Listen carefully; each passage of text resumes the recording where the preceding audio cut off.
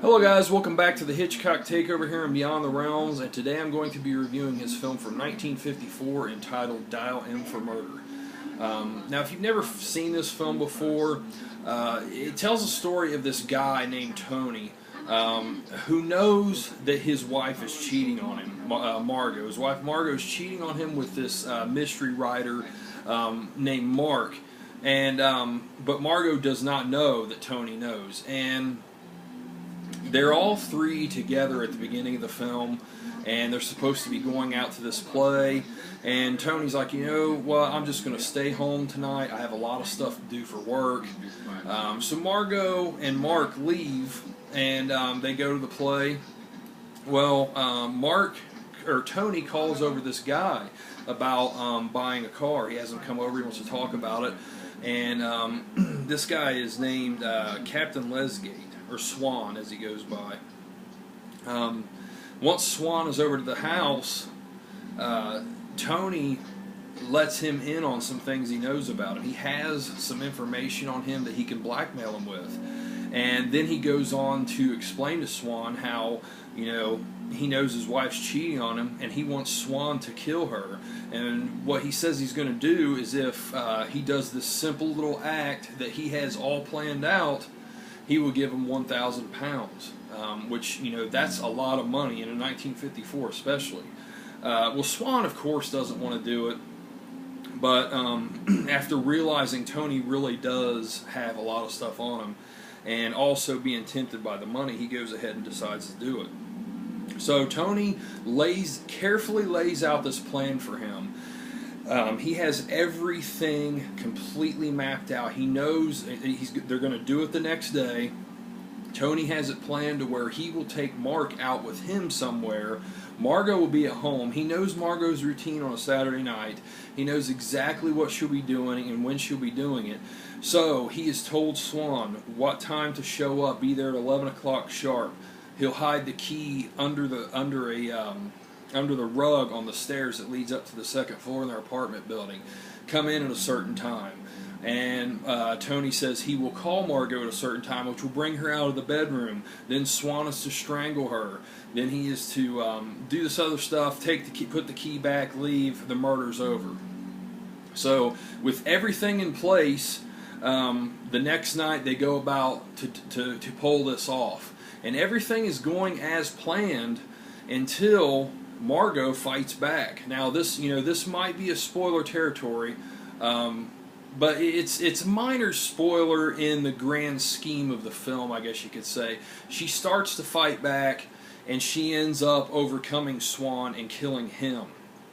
So then for the rest of the film, Tony is trying to cover his own tracks, but also at the same time trying to figure out a way to still get rid of Margot, whether it be by killing her still or by framing her through the law to make it look like she did this on purpose and planned all this herself. But it's a very interesting story, guys.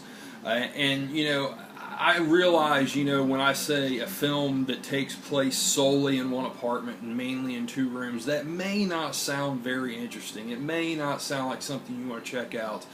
But, you know, and it's usually something that I probably wouldn't check out either.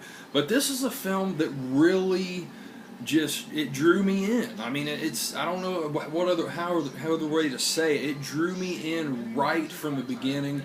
You know, and it's a case of, you know, expert dialogue that Hitchcock put into his films once again, because it grabbed me right from the beginning, and it never let go until the end. And there was never one time with this film that I was bored. And actually, became one of my favorite Hitchcock films.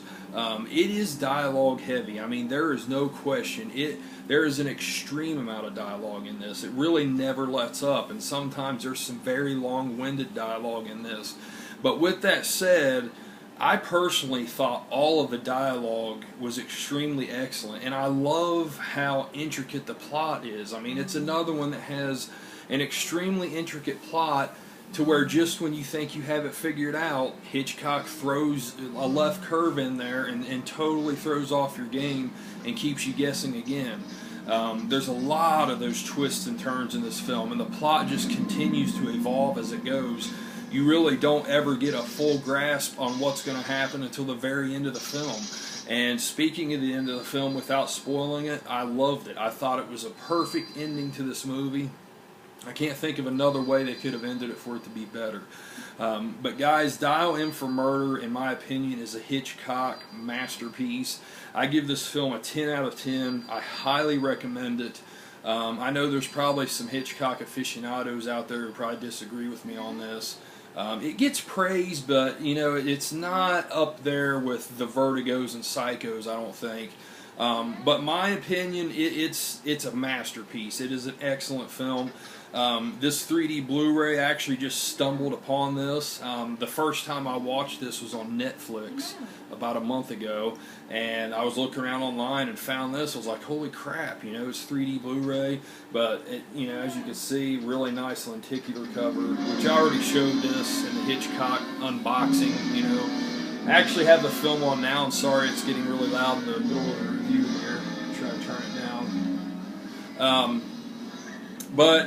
Yeah, in case you're wondering about the actual 3D of this, well, I can't really tell you because unfortunately my 3D Blu-ray player has been crapping out. It freezes up no matter what I put in it. I've tried cleaning it and it's just not working, which really, really sucks. But I have read that the 3D on this is not very good at all. And you know, this originally was a 3D film when it came out. It's the only 3D film that Hitchcock ever made. The studio pretty much forced him to do it.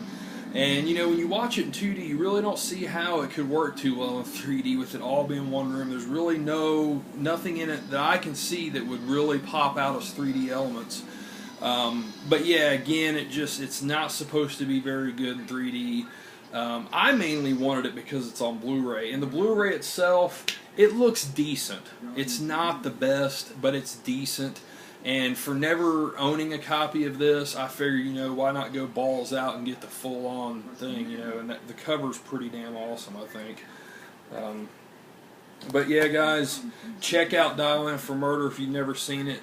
You know, like I said, don't be expecting anything, you know, over action-wise or any of that stuff, but if you love engaging dialogue, that, you know, if you can watch this film with no distractions, watch it throughout one setting, you know, just watch it from beginning to end with no distractions, I think a lot of you out there are going to be impressed with this. So give it a shot, guys. That is Dial M for Murder. I appreciate you all watching. Have a good one.